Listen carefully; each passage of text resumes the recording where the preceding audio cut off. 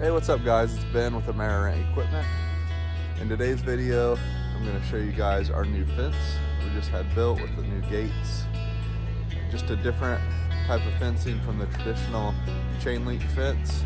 If you guys are looking for a different option, I'm going to give you kind of a walk around and then show you some of the design of the gates that we had built, custom gates we had built, and then give you some pricing too, just to give you guys kind of an idea what it looks like and the pricing involved with all the materials, labor, the custom gates that we had built.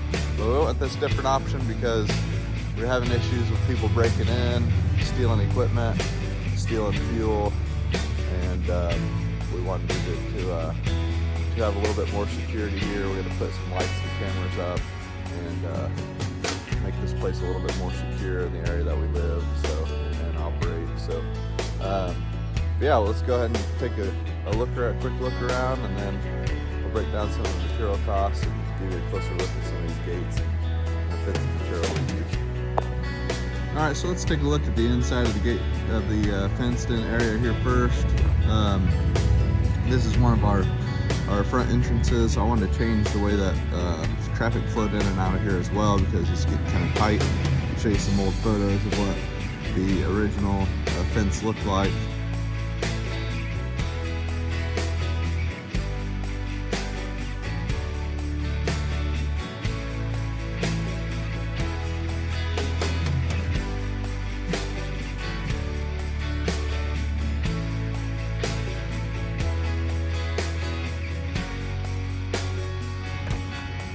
So as you can see, this is kind of a staging area right here where we can put all the equipment that comes back from return.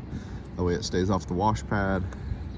People can easily back up the trailers and then go pick up the piece of equipment that they want.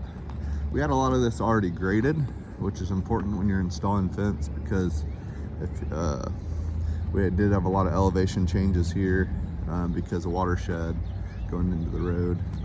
But yeah, there's our fuel tanks, and we have a lot of power that's ran over here on 4 posts from the building, so we can charge electric equipment.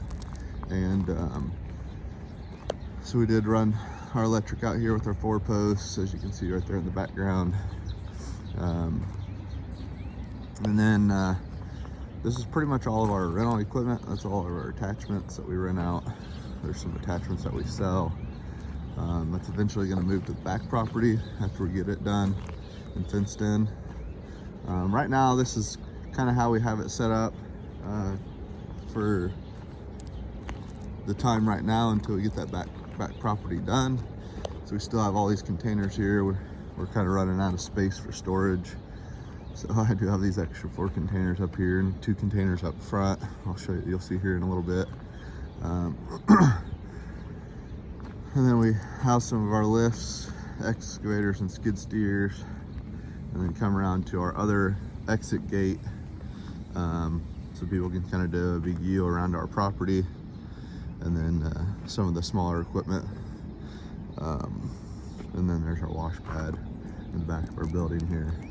Still trying to expand and also have it set up to where we are gonna put an L shape on this building coming out here, and that way we can still use this exit right here for customers when they're picking up equipment. A lot of our stuff's gone, but and then we had we have an exit gate out the back of the property that we hardly ever have open, just because we don't want customers coming in from the back there. So yeah, that is the inside of this property. So I'll give you a quick walk around the outside, maybe show you some aerials here. All right, before we do any aerial views or outside views of the fence, I wanted to show you and talk about the costs of the materials that we used. So we do have a 6x6 treated 12 foot long, tall. So this is an 8 foot tall fence. So we use 12 foot long boards to get up that high, 2x4 material, and then metal for the outside to make it a little bit noisier and harder to break in than chain link fence. And also visibility wise on the back of our property, where there's a lot of people walking and things like that. It's a little bit darker back there until we get lights. Just makes it harder to get in than your typical chain link. But I went with the metal panel fence, which you'll see here in a minute. And then obviously your concrete for the bottom of your 6x6 post for strength and stability. 8 foot tall on the fence. And we went with the 6x6s to make it a little bit stronger because of the Midwest around here with wind. We just wanted the fence to be a little bit stronger, and any impact of equipment, the 6x6 is going to be a little bit more stout and can take a little bit stronger of a hit before it gets damaged. So we went ahead and went with that, even though it exceeded, it increased our costs quite a bit. Material wise right now, there's so much fluctuation in the market, but we're about $37 a 6x6. I think there was probably 260 or 70 of those 2x4 by 12 treateds. They're like, I think they're about $7 or $8 a board, or no, I'm sorry, $13 or $14 a board.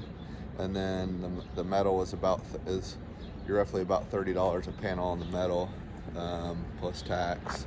And then your concrete was about $7.50 a bag. I went with the local hardware store on the 6x6s. They were $20 a board cheaper than all your big box stores. So definitely check out your local hardware stores, because you don't ever realize until you actually look at pricing how much cheaper they are and better quality lumber than the big box stores. And then so those are set. Most of the posts, depending on what they hit in the ground, are 6 on center, and then 4 tall on the 2x4s going horizontal, and then 2 bags of concrete per post. So it's about 900 foot long fence, and we paid about $10 a foot for labor only. We bought all the materials ourselves, and then we paid $10 a foot for labor. So we were able to find somebody that did that for us. They did a great job. Just to look at, we went and sourced several companies around here and got different pricing, and that company did a great job at $10 a foot. So that's what it was running about this time, in the market. This is August 2023. So, and then so we had about a total of this 900 foot linear foot, and then we had 3 gates that were 24 foot openings. So you'd take that away, you got about 25 feet roughly of linear fence. So just the fencing alone, material cost wise, we had about $35,000 in that. Just to give you a rough idea, if you divide that by 825, get your per foot cost. And that was just for the fence, not for any of the gates. So I'm going to go over the gates here in just a little bit to give you a rough idea what that costs. And the option of the gates that we went with, we'll give you a kind of a look at those a little bit closer here. So these gates hang on the outside of the fence. Our back gate hangs on the inside of the fence and runs on the inside. The 2 fronts run on the outside. These are 6x6 steel posts put in 4 cubic yards of concrete into the ground. That's what an engineer told the maker of the gates, that they had to be, in order to hang that much steel on that big of an opening. It's a 24 foot opening for the gate. We went that wide because we thought, well, 2 vehicles, trailers can get through there at a time. And we did have to go with the 6x6 steel posts because of the amount of weight that was going to be hanging on these posts and rolling back and forth for stability wise. They do roll on these huge brackets at the bottom here. As you can see there's rollers inside this square tubing. All this stuff was made in Italy, so it had to be brought over from Italy. But there's a local fabricator here that we use and makes all these gates.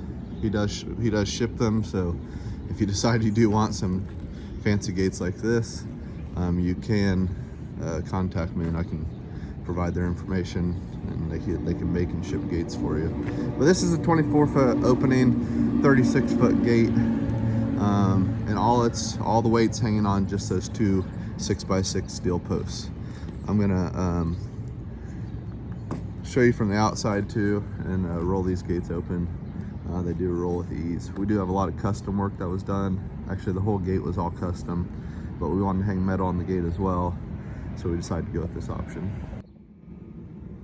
So the gate runs into this small bracket here at the bottom, kind of feeds it into a channel. It locks there. That's all custom, and then they made this custom. It's 1/8 inch steel, kind of 90-degree angle for support and for the gate to run into. On the top of the post, you can see they have these guides. There's one on each top of the pole with movable brackets, so these gates can be fully adjusted as they move over time. That bracket right there also loosens and moves up and down as well, so the gate can be adjusted up and down and kind of out and in a little bit. There's the outside.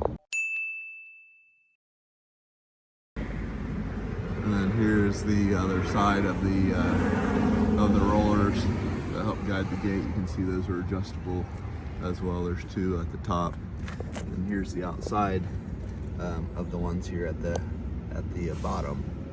And you can't see the rollers that go inside that channel, and each side is capped. Actually, that side's not capped. Close this gate here.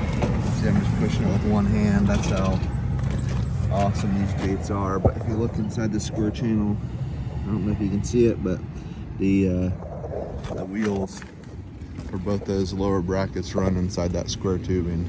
Kind of keeps the dust down and prevents things getting up into the channel. Can make it harder to open and close these gates.